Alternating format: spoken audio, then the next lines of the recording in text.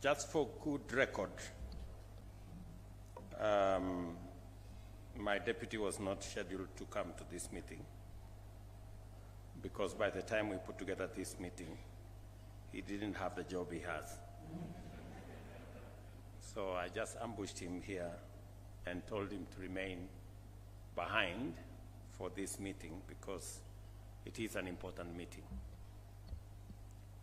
And I must say, a good professor, that if there was an examination on your first assignment, I can say you have passed with very good colors. Because at the very least, you understand why we are here. There are many who would not understand why we are here. And in the past, I have tried. When such difficult subjects as the economy and taxes are being discussed, not many people want to participate because it's a very difficult subject. It's not very popular, and so populists don't like hard stuff.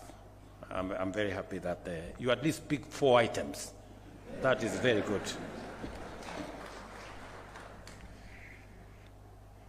Distinguished taxpayers, ladies and gentlemen, we dedicate this day to honor you, the individuals and businesses whose contributions to our national revenue mobilization efforts have enabled us to finance the national budget.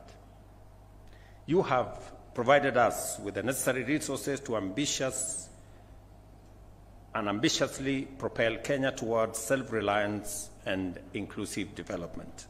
This event is therefore devoted to celebrating you for demonstrating in word and in deed 2 outstanding patriotic qualities: consistent hard work and the dutiful remittance of taxes as stipulated by law and expected of all good citizens, both as individuals and as corporates. Your patriotism is the foundation of our nation's economic resilience and progress because efficient revenue mobilization is essential to finance the delivery of public services, investing in infrastructure development, and providing resources required to safeguard peace, stability, and national unity. Kenya's socio-economic transformation is overdue by decades because we delayed too long in enhancing domestic revenue mobilization to the level needed to ensure sustainability and economic takeoff. As a result, we lack the resources needed for development to secure Kenya's economic independence. We are a proudly democratic, free, and independent country. Independence confers on us the authority to decide our destiny. But that authority for us to decide our destiny comes with responsibility. And that responsibility is the responsibility that each and every one of us must carry on our shoulders to make sure that we contribute in every way possible to making Kenya free, democratic, and independent. And of course, the responsibility that comes with it also brings accountability, that all of us must ultimately account for our actions.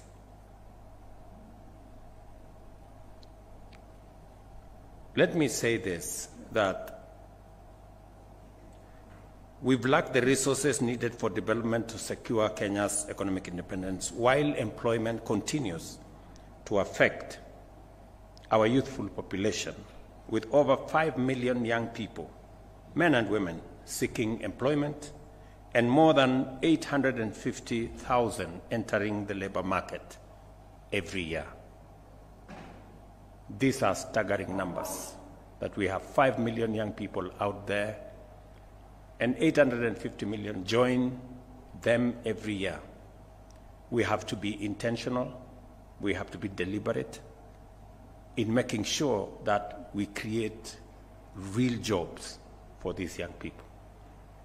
It is the reason why housing is a priority for us, because it creates jobs. It is a reason why investing in technology, in the digital space, in the 100,000 kilometers of fiber optic is a priority, because it creates digital jobs. It is the reason why making sure that we have bilateral labor agreements across many countries is a priority, because it creates jobs.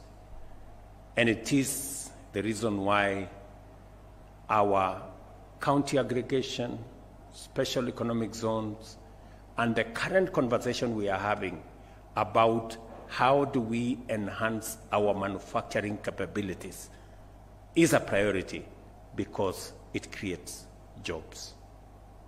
Similarly, our nation has suffered from a severe housing deficit, which has pushed the cost of housing beyond the reach of many urban workers, forcing them to live in crowded, unsanitary, and often insecure dwellings. Our farmers have worked tirelessly, but have yet to benefit from improved agricultural techniques, post-harvest loss mitigation, economies of scale, value addition, and export manufacturing. And it is the reason why we are expanding and deploying more resources in that space. Additionally, our country's vast potential to be competitive in the digital economy, creative industry, and innovation has remained largely untapped due to underinvestment in both technical and vocational education and training, as well as in the necessary digital and ICT infrastructure.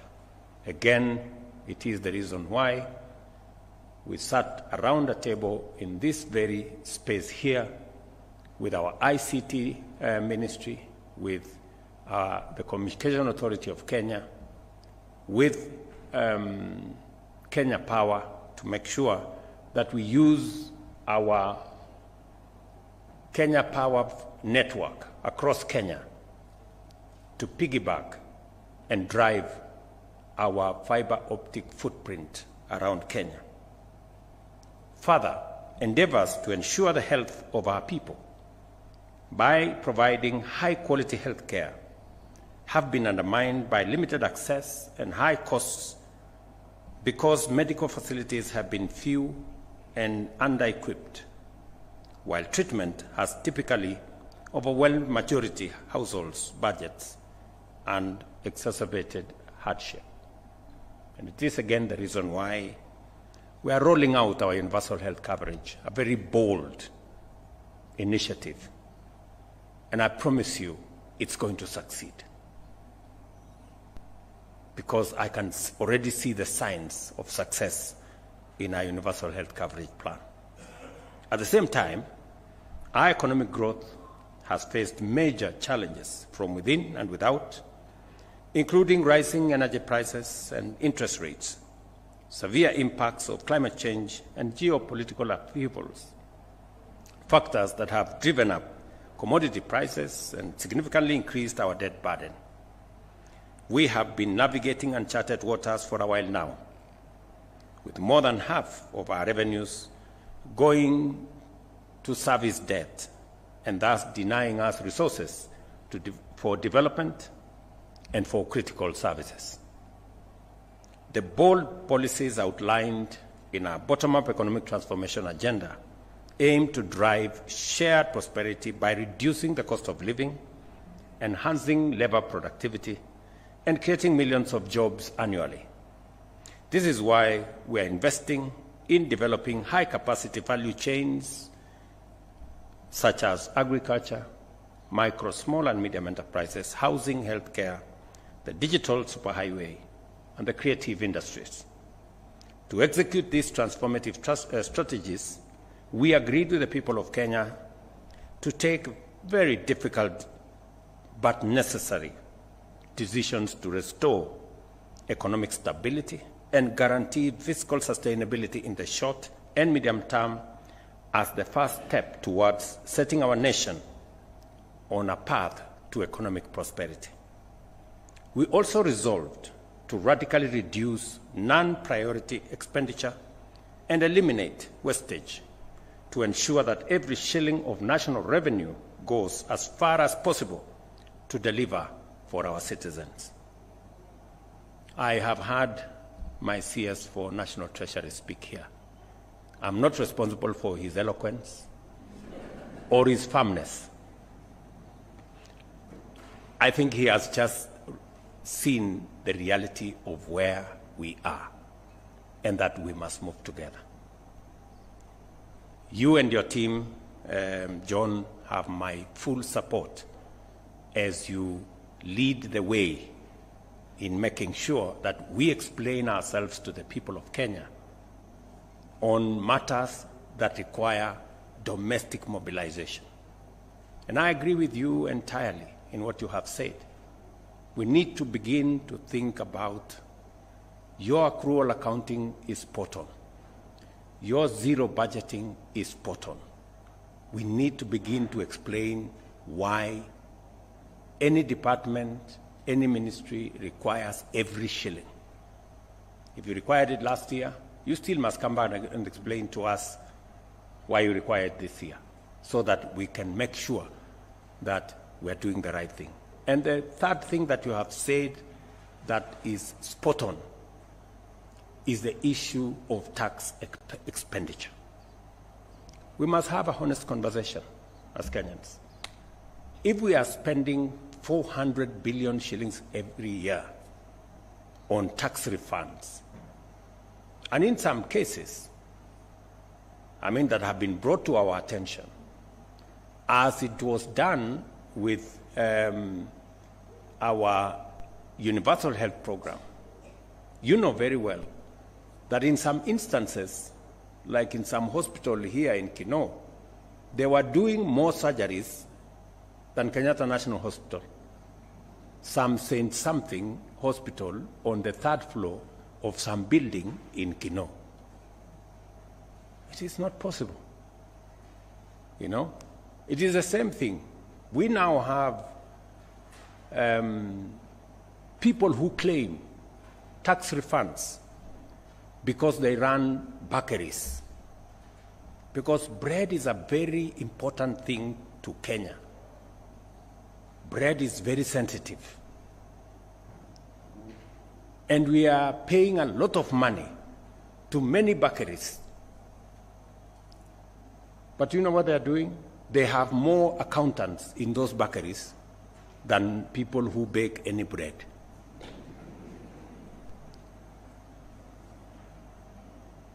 The same way, one hospital I know had more accountants than medical staff because they were gaming the NHIF. This, ladies and gentlemen, we must have a candid conversation and stop it.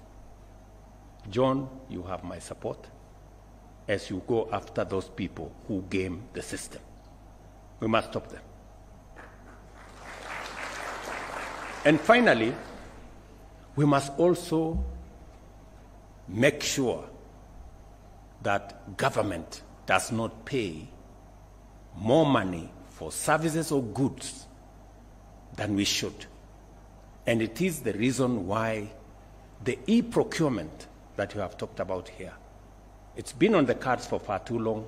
This is the time to implement e-procurement. We must be transparent. It must be open. How much is government paying for this service or that product? And how does it compare with prices in the market? There is absolutely no reason why government should be paying 10, 20, 50% more than the actual prices in the market. And the way to make it transparent is to put it on a digital platform so that Kenyans know who supplied what, at what price, who was awarded, and we get the benefit of making sure. And this morning, I made a telephone call And your PS knows we already have a team that is working with our colleagues from Indonesia who have done a wonderful job on making sure that e-procurement works. We must learn from best practice and make sure that we too as a country move in the steps that will make Kenya accountable and deal firmly with issues of corruption in government. Additionally, we are committed to significantly increase domestic revenue mobilization by ensuring that every eligible taxpayer contributes their fair share to support development and services, with no one, and I mean no one, evading their duty or benefiting unfairly from others' contribution. I am pleased to announce that our collective efforts are yielding positive results. In October 2024, this year, the chairman, the CG have said this: inflation dropped to 2.7%, the lowest in 17 years.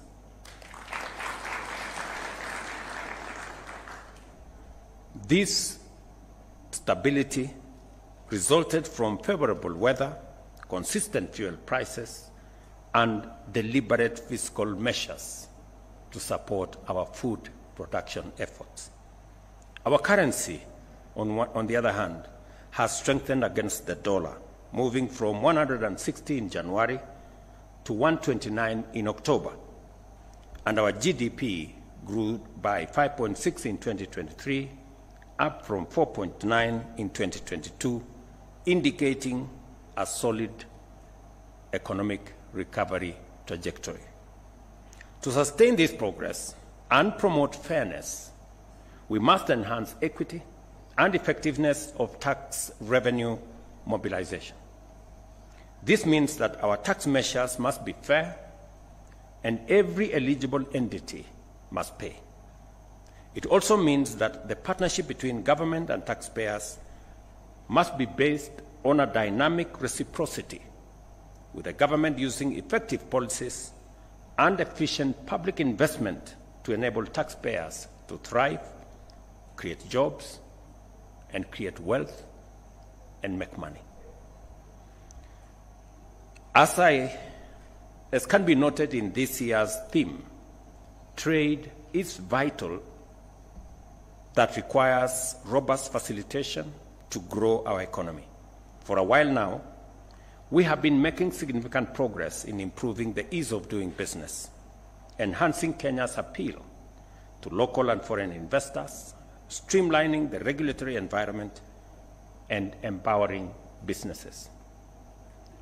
I'm sure next week the National Treasury will be forwarding proposals that John spoke about to Parliament for us to create a better environment for us to do business. Proposals such as tax amnesty that provides a win-win outcome both for taxpayers and also the Kenya Revenue Authority, and many other proposals that is good for business.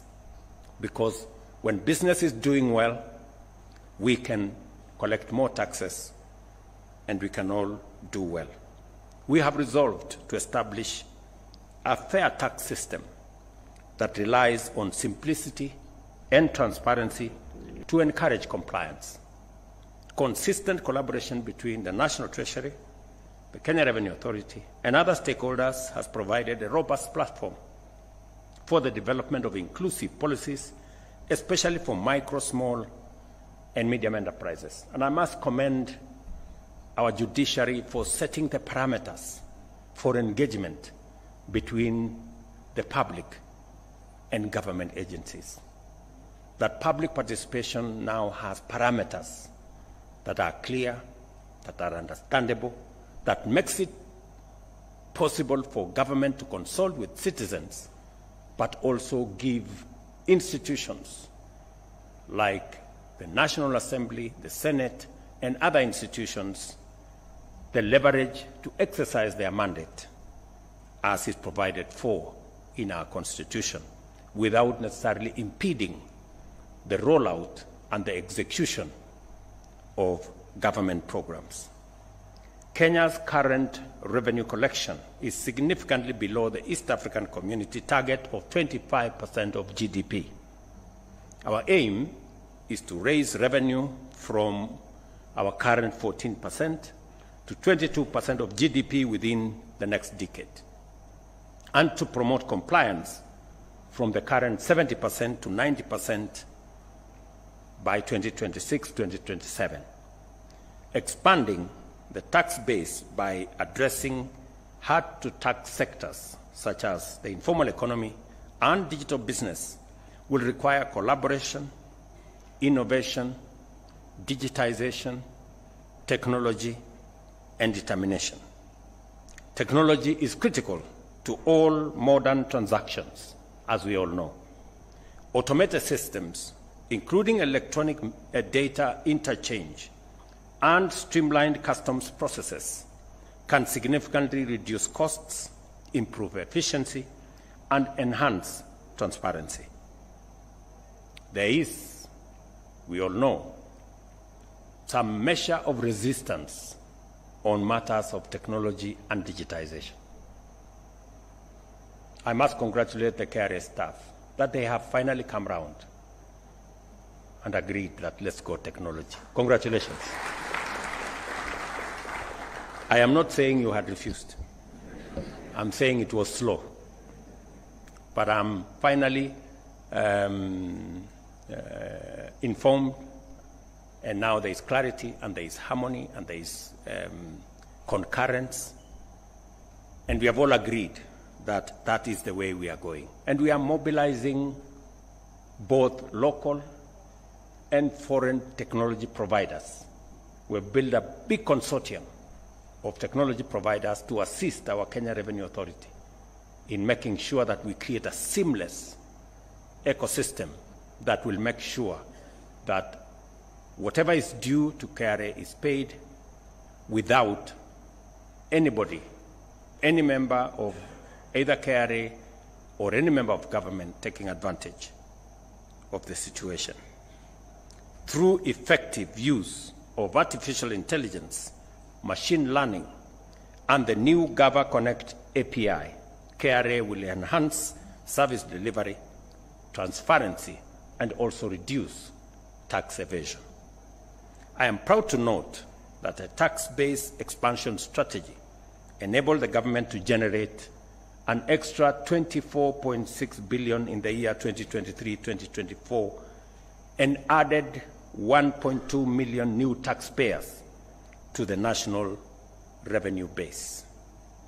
In particular, the strategy has succeeded in bringing landlords into the tax net through the monthly rental income program, and likewise enhanced systems, including the electronic tax invoice management system, have reduced VAT fraud, enabling us to mobilize 314 billion from over 280,000 VAT registered taxpayers. We are making real progress, and I'm very happy with the progress. I got a report from the KRA team last week on the interventions we have put in place. We've just started, and I'm very confident that shortly we will get all systems go, and we will make significant progress, and we will reduce the number of outings my friend has to go to queue in certain places. I commend millions of patriotic Kenyans for performing their patriotic duty and filing 8 million tax returns by June 30th, 2024, surpassing the target by 26%. Tax compliance is not only a legal and civic duty, but also signifies our shared commitment to contribute towards national transformation. I'm very happy that even though many people call me names in terms of our adventure and our program to collect tax, more people are now realizing that that is the direction to go. I'm very happy. I would also like to recognize Dr. Lillian Nyawanda. Where is she? Let's clap for that.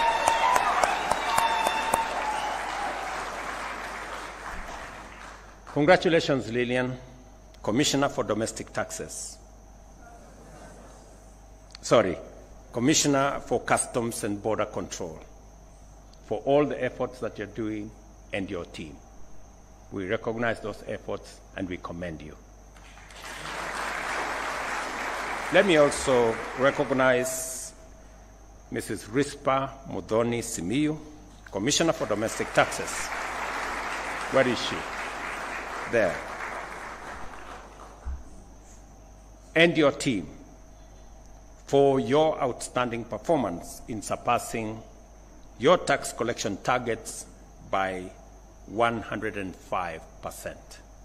Congratulations. Madam Nyawanda surpassed her target by 102%. Through better infrastructure, inclusive services, and increased wealth and job creation, we are laying the foundation for rapid national transformation. This is why we must all take a stand against tax evasion and corruption, which continues to pose significant challenges. Tax evaders should not be allowed to hide resources owed to the people of Kenya while benefiting from public services. Similarly, those engaged in corruption should not enjoy benefits gained through the sabotage of public service delivery and the undermining of public infrastructure development through bloated bills and unnecessary and unjustified payments. I urge Kenyans to take advantage of KRA's iWhistle platform, which enables the public and staff to report malpractice, and I commend those who have done so already by reporting 883 cases, which led to the recovery of 4.3 billion Kenya shillings.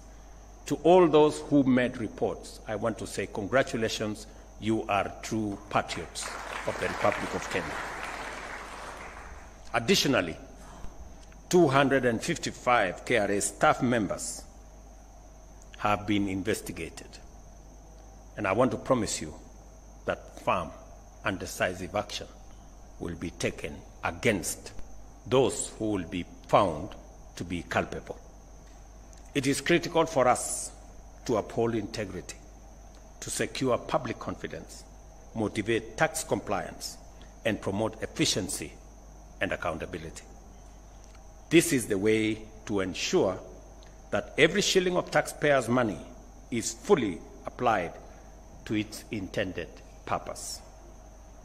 I reiterate my undertaking to remain a responsible steward of public resources and to ensure that no funds entrusted to the government will be lost under my watch. We have made significant progress in enhancing transparency and efficiency through digital solutions to combat theft, wastage, and corruption, and we remain committed to furthering this effort to assure Kenyans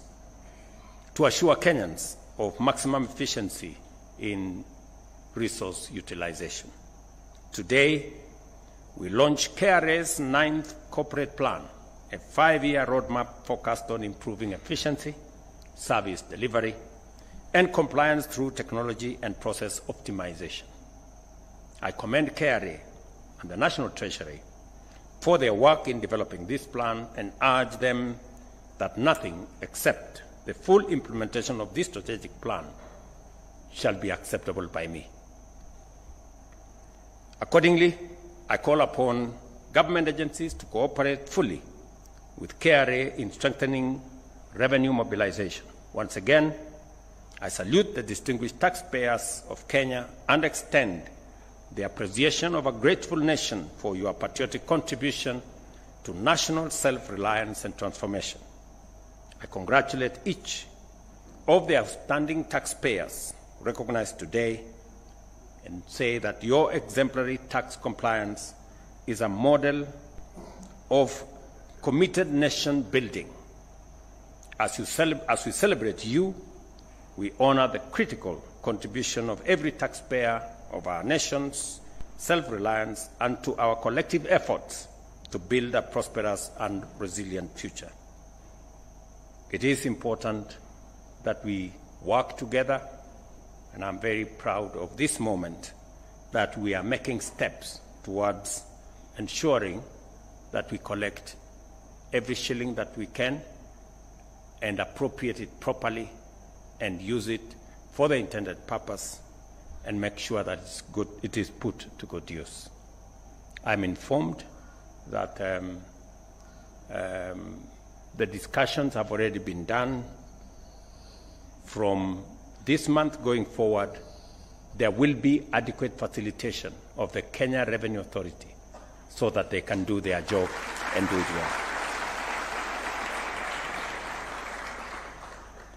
The Kenya Revenue Authority, therefore, 9th corporate plan is now launched, and the Gava Connect API platform is also officially unveiled.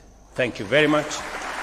God bless you, and God bless our great country, Kenya. Asanteni sana. Another round of applause for His Excellency. As we now invite you, Your Excellency, to come and press the buzzer and allow me, we may take our seats kindly.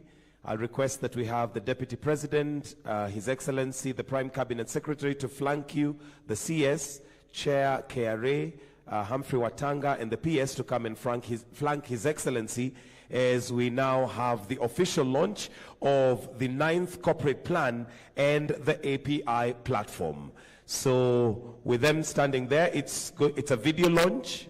So Your Excellency, we will be, Lillian, you may also come. And the other lady that was honored, we can give them a clap as they're coming for a job well done. It's a video launch, so I'll count you down, Your Excellency. In 3, 2, 1, let's have the video play. Our 9th corporate plan is the blueprint for the future. A future where technology takes center stage, where data drives decisions, and where every Kenyan is included in the tax system. These 5 pillars lay the foundation